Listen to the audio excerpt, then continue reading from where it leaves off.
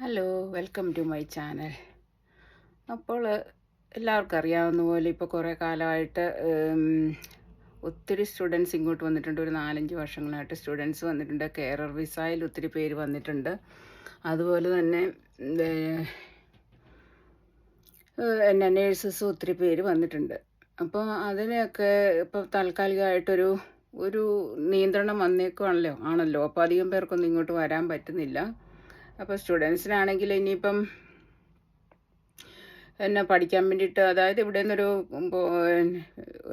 PhD ഒക്കെ എടുത്ത് പോകാൻ വേണ്ടിയിട്ട് വരുന്നവരാണെങ്കിൽ അവർക്ക് വന്നാൽ ഇവിടെ അതിന് വേണ്ടിയിട്ടുള്ളൊരു പ്രയോജനമുള്ളൂ. അല്ലാതെ ചുമ്മാ ഇവിടെ വരാൻ വേണ്ടിയിട്ട് ഒരു പോസ്റ്റ് ഗ്രാജുവേഷനൊക്കെ വേണ്ടിയിട്ട് വരുന്നവർ, ഇപ്പം പഠിച്ചിട്ട് മാത്രം പോകാൻ വേണ്ടിയിട്ട് വരുന്നവരാണെങ്കിൽ കുഴപ്പമില്ല കേട്ടോ. അവർക്ക് പഠിച്ചിട്ട് 2 വർഷം ഇപ്പോൾ സ്റ്റഡി വിസ ഇപ്പോഴും ഉണ്ട്, അതിന് മാറ്റം വരുത്തിയില്ല അവർ. പക്ഷേ ഇപ്പം പഠിച്ചിട്ട് ഇവിടെ ഒരു സ്ഥിരമായിട്ടൊരു ജോലിക്ക് ശ്രമിക്കാം എന്നൊക്കെ ഓർത്ത് വരുന്നവർക്കൊക്കെ ഇപ്പം ചാൻസ് അങ്ങനെ വരാതിരിക്കുക നല്ലത് കേട്ടോ, കടവും കാര്യങ്ങളൊക്കെ ആയിട്ടേ. പക്ഷേ ഇപ്പം നേഴ്സസിനെ സംബന്ധിച്ചിടത്തോളം അവർ വീണ്ടും റിക്രൂട്ട്മെൻറ്റ് നടത്തും എന്നുള്ള ഒരു സൂചനയാണ് വന്നിരിക്കുന്നത്. അതായത് അവർക്കിപ്പോഴും ഒത്തിരി സ്റ്റാഫ് ഷോർട്ടേജ് ഉണ്ട്. ഇപ്പം ഇലക്ഷനൊക്കെ വരുവാണല്ലോ. ജൂലൈ ആദ്യം ഇലക്ഷൻ നടക്കും. അതും കഴിഞ്ഞ് പുതിയ ഗവൺമെൻറ്റൊക്കെ വന്നു കഴിയുമ്പോൾ ഇപ്പോൾ ഏത് പാർട്ടിക്കാരാണേലും പറയുന്നത് അവർ NHSലേക്ക് കൂടുതൽ സ്റ്റാഫിനെ ആവശ്യമുണ്ട്, അവർ റിക്രൂട്ട് ചെയ്യുമെന്നുള്ളതാണ്. പക്ഷേ എവിടെ നിന്നാണ് ഇൻ്റർനാഷണൽ നേഴ്സസ് ആണെന്നുള്ളത് അവർ പറയുന്നില്ല. അവർ പറഞ്ഞു ഇവിടെ കൂടുതൽ സ്റ്റാഫിനെ ട്രെയിൻ ചെയ്തെടുക്കും എന്നുള്ളതാണ്. പക്ഷേ ഇവിടെ സ്റ്റാഫിനെ ട്രെയിൻ ചെയ്തെടുക്കാൻ അതിന് മാത്രം ഇവിടുത്തെ ആൾക്കാരൊന്നും ഇതിന് മാത്രം ആൾക്കാർ നേഴ്സിംഗ് ജോബിനായിട്ട് നേഴ്സിംഗ് ജോബ് തിരഞ്ഞെടുക്കുന്നവരില്ല. എന്നാന്ന് വെച്ചാൽ അവരുടെ കണക്കൂട്ടലിൽ ഇതൊക്കെ ഒരു ലോ സാലറിയിലുള്ള ഒരു ജോലിയാണ്. അവർ നന്നായിട്ട് വേറെ എവിടെയെങ്കിലുമൊക്കെ നല്ലതായിട്ട് പഠിച്ച് ജോലിക്ക് കയറുവാണെങ്കിൽ ഇതിലും നല്ല സാലറിയും കിട്ടും. ഇതിലും നല്ല ജോലിയിലേക്കൊക്കെ അവർ കയറാനാണ് അവർ ശ്രമിക്കുന്നത്.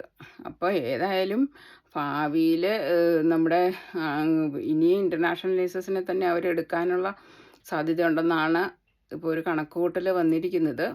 അപ്പം അത് നമുക്ക് നല്ലൊരു വാർത്തയാണ്. നേഴ്സസിനെങ്കിലും ഇങ്ങോട്ട് വരാൻ പറ്റുമല്ലോ. അപ്പോൾ അത് വീണ്ടും അവർ ഇത് കഴിഞ്ഞ് കഴിയുമ്പം ഇലക്ഷൻ എല്ലാം കഴിഞ്ഞ് പുതിയ ഗവൺമെൻറ്റൊക്കെ വന്നു കഴിയുമ്പോൾ അവർ അത് പതിയെ, എന്നാലും അത്ര പെട്ടെന്ന് വരത്തില്ല, എന്നാലും പതിയെ വരുമെന്നുള്ളതാണ് നമ്മുടെ ഒരു കണക്കുകൂട്ടൽ. ഇപ്പോൾ പുതിയ ഗവൺമെൻറ്റിൻ്റെ അതായത് ഇവരുടെ ഇലക്ഷനുള്ള മാനിഫെസ്റ്റോയിലൊക്കെ ഇവർ ഇങ്ങനെ പറയുന്നത്, ഇപ്പോൾ NHSന് വേണ്ടിയിട്ട് കൂടുതൽ ഫണ്ടിങ് നടത്തും. അവർക്ക് ഇനിയും ഒരു 92,000 നേഴ്സസിനെയും കൂടെ വേണമെന്നുള്ളതാണ് അവർ പറയുന്നത്.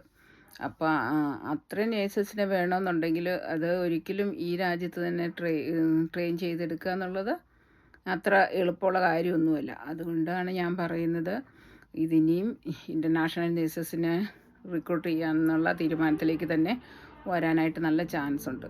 അപ്പോൾ ഇനി ഇത് ആരും ഇപ്പോൾ ഉടനെ ഞാൻ നേഴ്സിങ്ങിന് പോകുന്നില്ല, ചാൻസ് വെളിയിലോട്ടൊക്കെ കുറഞ്ഞല്ലോ. ഇപ്പോൾ എല്ലായിടത്തും തന്നെ ചാൻസിന് ഇച്ചിരി ബുദ്ധിമുട്ടായിട്ടുണ്ടെന്ന് തോന്നുന്നു. മറ്റ് കൺട്രികളിലെല്ലായിടത്തും കാനഡയിലൊക്കെ ആണെങ്കിലും കുറേ പ്രശ്നങ്ങൾ നടക്കുന്നുണ്ടല്ലോ. അപ്പം എല്ലാവരും ഇപ്പം നേഴ്സിംഗ് പഠിത്തം നിർത്തുമൊന്നും വേണ്ട, നേഴ്സിംഗ് പഠിക്കാൻ പോവുക, അത് കഴിഞ്ഞ് OET എക്സാം പാസ്സാവുക. അപ്പോൾ ഇങ്ങനെയൊക്കെ ചെയ്ത് കുറച്ച് നാൾ കഴിയുമ്പോഴത്തേനും ഇതിനുള്ള ചാൻസ് വീണ്ടും വരും. അപ്പോൾ ഇത്രയും, അതായത് പുതിയ ഇതനുസരിച്ച് അവർക്ക് ഇനിയും 92,000 നേഴ്സസിനെ വേണമെന്നാണ് പറയുന്നത്. അപ്പോൾ അത്രയും സ്റ്റാഫിനെ ഇവിടെ അവർക്ക് ആവശ്യമുണ്ട്.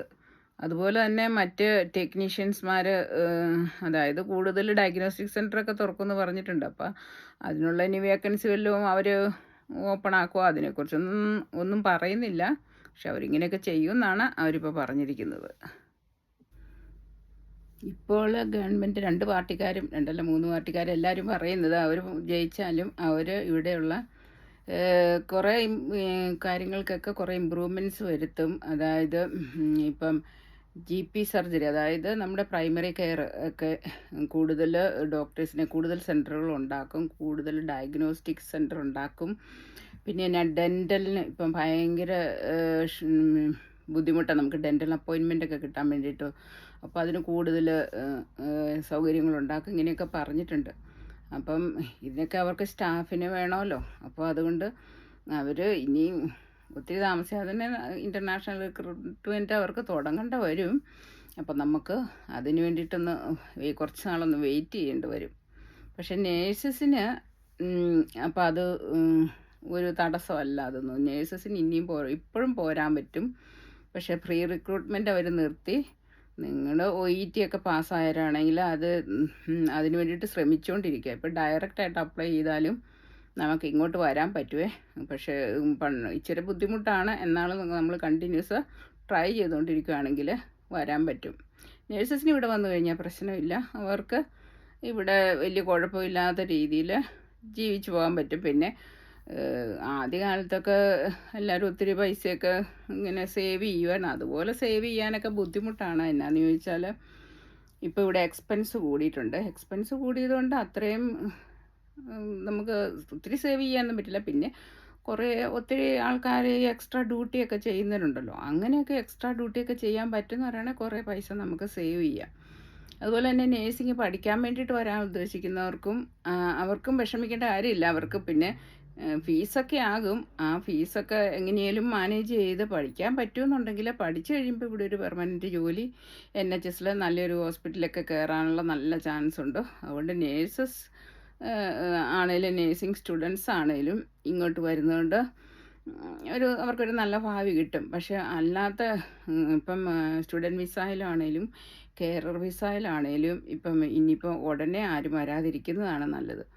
അപ്പോൾ ഉള്ള കാര്യം പറഞ്ഞില്ലെങ്കിൽ ഒത്തിരി ആൾക്കാർ ഇവിടെ വന്ന് കഷ്ടപ്പെടുമല്ലോ. അതുകൊണ്ടാണ് ഞാനിതൊക്കെ ഉള്ളതുപോലെ പറയുന്നത്. അപ്പോൾ അല്ലാതെ ചുമ്മാ നമ്മൾ നെഗറ്റീവ് പറയാൻ വേണ്ടിയിട്ട് വരുന്നതല്ല.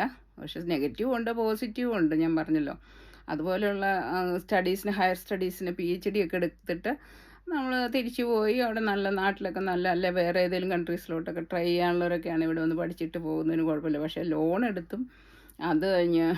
എടുത്ത് വന്നിട്ട് അത് പണി ചെയ്ത് ഇവിടെ നിന്ന് വർക്ക് ചെയ്ത് ആ പൈസ ഉണ്ടാക്കി ലോൺ വീട്ടാം അങ്ങനെയൊക്കെ ഉദ്ദേശിച്ച് വന്നു കഴിഞ്ഞാൽ അതൊന്നും അത്ര ഈസി അല്ല. അത് ഇമ്പോസിബിൾ ആണെന്ന് തന്നെ പറയാം. വെറുതെ നമ്മളിവിടെ 2 വർഷം പണി ചെയ്താലും അതുപോലെയുള്ള സ്റ്റഡി ആണെങ്കിൽ മാത്രമേ അതിനുള്ള ആ പണി ചെയ്ത് നമ്മുടെ ലോൺ പോലും വീട്ടാൻ പറ്റത്തില്ല. അപ്പോൾ അതുപോലെയുള്ള PhDയോ കാര്യങ്ങളോ എടുക്കുന്നവർക്കല്ലേ അതിനുള്ള ഗുണമുള്ളൂ. അപ്പോൾ അല്ലാതെ പോസ്റ്റ് ഗ്രാജുവേഷൻ മാത്രമായിട്ട് പല കോഴ്സുകൾക്കായിട്ട് വരുന്ന സ്റ്റുഡൻസ് ഇപ്പോൾ തൽക്കാലത്തേക്ക് വരാതിരിക്കുക. അതാ ചെയ്യേണ്ടത് കേട്ടോ. ഇപ്പം ഒത്തിരി പേരുണ്ട് കിടപ്പാടം പണയപ്പെടുത്തി ഒക്കെ കടമെടുത്ത് ലോൺ എടുത്ത് വരുന്നവർ ഒത്തിരി പേരുണ്ട്. പക്ഷേ എല്ലാവരും ഒന്നും ഇങ്ങനെ ഇത്രയും ബുദ്ധിമുട്ടാണ് എന്നുള്ള കാര്യങ്ങൾ ഏജൻസികളെല്ലാം ഒന്നും പറയത്തില്ല. അപ്പോൾ അങ്ങനെയുള്ള കാര്യങ്ങൾ നമ്മൾ ഇതെല്ലാം നല്ലപോലെ അന്വേഷിച്ച് പെറുക്കി അത് കഴിഞ്ഞിട്ട് അതിനെക്കുറിച്ച് എല്ലാം മനസ്സിലാക്കിയിട്ട് വേണം ഇങ്ങോട്ട് വരാൻ വേണ്ടിയിട്ട് തയ്യാറെടുക്കാനേ. അപ്പോൾ ഇത്രയൊക്കെയാണ് ഇന്ന് എനിക്ക് നിങ്ങളോട് പറയാനുള്ളത്. അപ്പോൾ ഇനി പുതിയൊരു വീഡിയോയുമായി അധികം താമസിയാതെ എത്തുന്നതായിരിക്കും. അതുവരെ എല്ലാവർക്കും ബായ്.